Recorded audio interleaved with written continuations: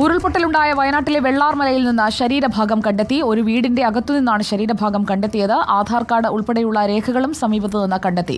വിദഗ്ധ സംഘത്തിന്റെ പരിശോധന തുടരുകയാണ്. അല്ലമീൻ നമുക്കൊപ്പം ചേരുന്നു. അല്ലമീൻ, വീടിനുള്ളിൽ നിന്ന് പറയുമ്പോൾ പുറത്തേക്ക് ഓടി രക്ഷപ്പെടാൻ ശ്രമിക്കുന്നതിനിടയിൽ പെട്ടുപോയ ഒരാളാകാം അത്. എന്തൊക്കെയാണ് വിവരങ്ങൾ?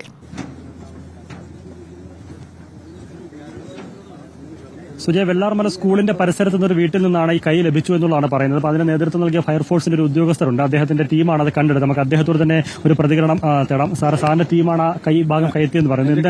അതായത് ഞാനിപ്പോൾ ആലപ്പുഴ ജില്ല, കോട്ടയം ജില്ല ഒരുമിച്ച് വന്ന ടീമാണ് ഞങ്ങൾ.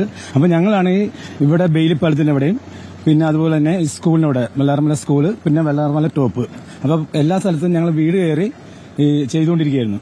എല്ലാം നോക്കിക്കൊണ്ടിരുന്നപ്പോൾ ഒരു വീടിന്റെ പുറകിൽ നിന്ന് ഒരു പട്ടി എന്തോ കടിക്കുന്നത് കണ്ടിട്ട് ഞങ്ങളുടെ ടീം ചെന്നപ്പോൾ ഒരു കൈപ്പത്തി പോലുള്ള ഇതാണ് കിട്ടിയിരിക്കുന്നത്. ഒരു കഷ്ണം ഈ പട്ടി കൊണ്ടുപോയി ചെയ്തിട്ടുണ്ട്. ഇതാണ് നമുക്ക് കിട്ടിയ അറിവ്. പൂർണ്ണമായിട്ടും കിട്ടിയിട്ടില്ല. പട്ടി ഒരു ഭാഗം കൊണ്ടുപോയിട്ടുണ്ട്. പട്ടി ഒരു ഭാഗം കൊണ്ടുപോയിട്ടുണ്ട്. വെള്ളാർമല സ്കൂളിന്റെ പരിസരത്ത്, വെള്ളാർമല സ്കൂളിന് ടോപ്പിലേക്ക് പോകുമ്പോൾ, വെള്ളാർമല ടോപ്പിലേക്ക് പോകുന്ന വശത്ത് റൈറ്റ് സൈഡിൽ കുറെ വീടുകളുണ്ട്, തകർന്ന വീടുകളുണ്ട്.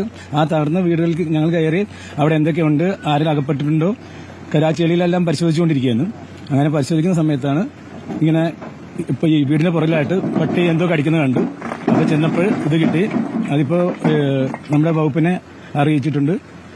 അത് പിന്നെ അവർ വന്ന് നോക്കിയിട്ട് ബാക്കി കാര്യങ്ങൾ ചെയ്യും. പോയിട്ടുണ്ടോ? ഹോസ്പിറ്റലിലേക്ക് മറ്റും മാറ്റിയിട്ടുണ്ടോ? ഹോസ്പിറ്റലിലേക്ക് പോയിട്ടുണ്ട്. സുജി, അതാണ് സ്കൂൾ പരിസരത്ത് നടത്തിയ പരിശോധന. വെള്ളാർമല സ്കൂളിന്റെ ഭാഗത്ത് നിരവധി വീടുകൾ തകർന്നിട്ടുണ്ട്, നിരവധി കെട്ടിടങ്ങൾ തകർന്നിട്ടുണ്ട്. അവിടെ നിന്നൊക്കെ നിരവധി ആളുകളെ ഇനിയും കണ്ടുകിട്ടാനുമുണ്ട്.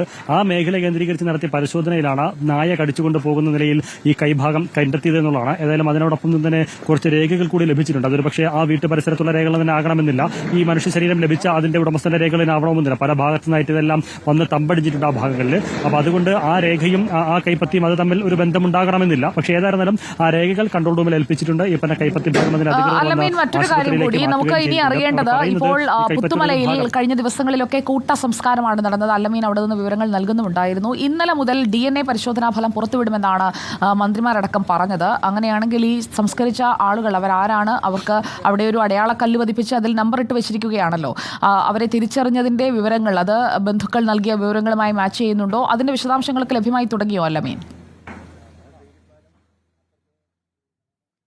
സുജയ്, ഇന്നലെ ഇത് വരുമെന്നായിരുന്നു നമുക്കും ലഭിച്ചിരുന്ന വിവരം. ഈ ക്രോസ് മാച്ചിങ്ങിന്റെയും അതുപോലെ തന്നെ പ്രൊഫൈൽ മാച്ചിങ്ങിന്റെയും ഒക്കെ ഫലം ഇന്നലെ ലഭിക്കുമെന്നുള്ളായിരുന്നു വിവരം ലഭിച്ചിരുന്നത്. പക്ഷേ ഇതുവരെ അത് സംബന്ധിച്ചൊരു വ്യക്തത നമുക്ക് ലഭിച്ചിട്ടില്ല. ഇന്നലെ അത് ഫലം വന്നതായിട്ടോ ബന്ധുക്കൾക്ക് അത് കൈമാറിയതായിട്ടോ ബന്ധുക്കൾ ഈ രക്തസാമ്പിളുകൾ പരിശോധിച്ച ബന്ധുക്കൾ ആരെങ്കിലും ഈ പ്രൊഫൈലുമായി മാച്ച് ചെയ്യുന്നുണ്ടോ എന്ന് അടക്കമുള്ള DNA പരിശോധന ഫലവുമായിട്ടൊക്കെ മാച്ച് ചെയ്യുന്നുള്ള വിവരങ്ങൾ ഒന്നും തന്നെ നമുക്ക് ഇതുവരെയും ലഭ്യമായിട്ടില്ല. ഒരുപക്ഷെ ഇന്നലെ വരുമെന്ന് പറഞ്ഞതാണ്. ഇനി അത് പുറത്തുവിടാത്തതാണോ, ഇനി അത് ബന്ധുക്കൾക്ക് അത് തിരിച്ചറിയുന്നുള്ള കാലതാമസമാണോ, എന്താണെന്ന് സംബന്ധിച്ച് ഒരു വ്യക്തത കുറവുണ്ട്. ഏതായിരുന്നാലും ഇന്നോ നാളെയൊക്കെ ആയിട്ട് ഒരു വ്യക്തത വരുമെന്നാണ് മനസ്സിലാക്കുന്നത്. കാരണം ഇന്നലെ ഉച്ചയ്ക്ക് നമ്മൾ അധികൃതമായി ബന്ധപ്പെടുമ്പോഴും ഇതിനോടകം വരേണ്ടതായിരുന്നു, പരിശോധിച്ചിട്ട് അറിയിക്കാമെന്നായിരുന്നു പറഞ്ഞിരുന്നത്. പക്ഷേ ഒരു വിവരം നമുക്ക് സ്ഥിരീകരിച്ച വിവരം ഇതുവരെ ലഭ്യമല്ല. പക്ഷേ ഏതായിരുന്നാലും വൈകാതെ തന്നെ ആ ഫലം പുറത്തു വരുമെന്ന് തന്നെയാണ് മനസ്സിലാക്കാനാകുന്നത്.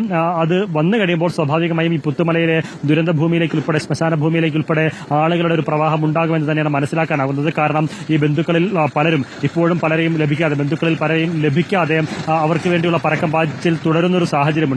സ്വാഭാവികമായിട്ടും ആ ഫലമൊക്കെ വരുമ്പോൾ സ്വാഭാവികമായിട്ടും അവർക്ക് വേണ്ടപ്പെട്ട ആരുടെയെങ്കിലുമൊക്കെ ശരീരമോ ശരീരഭാഗങ്ങളോ മൃതദേഹമൊക്കെ അവിടെ സംസ്കരിച്ചിട്ടുണ്ടോ എന്നുള്ളത് അറിയുന്നതിന് ഈ പ്രൊഫൈൽ മാച്ചിങ് അതിന്റെ റിസൾട്ടുമായിട്ടൊക്കെ ആളുകൾ പോകാനുള്ള സാധ്യത തള്ളിക്കളയാനാകില്ല. ഇന്നലെ ആ റിസൾട്ട് വരുമെന്ന് പറഞ്ഞിരുന്നു. പക്ഷേ ഇതുവരെയും വന്നതായിട്ടോ ബന്ധുക്കൾ ആരെങ്കിലും അത് തിരിച്ചറിഞ്ഞതായിട്ടോ അവരിൽ ആരെങ്കിലും പുത്തുമലയിലെ ശ്മശാന ഭൂമിയിൽ അവരുടെ ബന്ധുക്കളുടെ അരികിലേക്ക് പോയതായിട്ടൊരു വിവരമൊന്നും ഇതുവരെയും ലഭ്യമായിട്ടില്ല. പക്ഷേ അപ്പോഴും പലയിടങ്ങളിൽ നിന്ന്, ചാലിയാറിൽ നിന്നും ഈ ഇന്നിപ്പോൾ വെള്ളാർമലയിൽ നിന്നുമൊക്കെ ശരീരഭാഗങ്ങൾ കിട്ടുന്നത് അത് ഒറ്റപ്പെട്ട രീതിയിലാണെങ്കിൽ പോലും അത് എല്ലാ ദിവസവും ലഭിക്കുന്നുണ്ട് എന്നുള്ളതാണ്. ഇന്നലെയും 4 ശരീരഭാഗങ്ങളുടെ സംസ്കാരം അവിടെ നടന്നിരുന്നു. ഇന്ന് ലഭിച്ച ഈ കൈപ്പത്തിയുടെ ഭാഗം ഉൾപ്പെടെ ഇനി ആ രീതിയിൽ സംസ്കരിക്കേണ്ടതുണ്ട്. ചാലിയാറിൽ നിന്ന് ലഭിച്ച ആ ശരീരഭാഗം ഉൾപ്പെടെ സംസ്കരിക്കേണ്ടതുണ്ട്.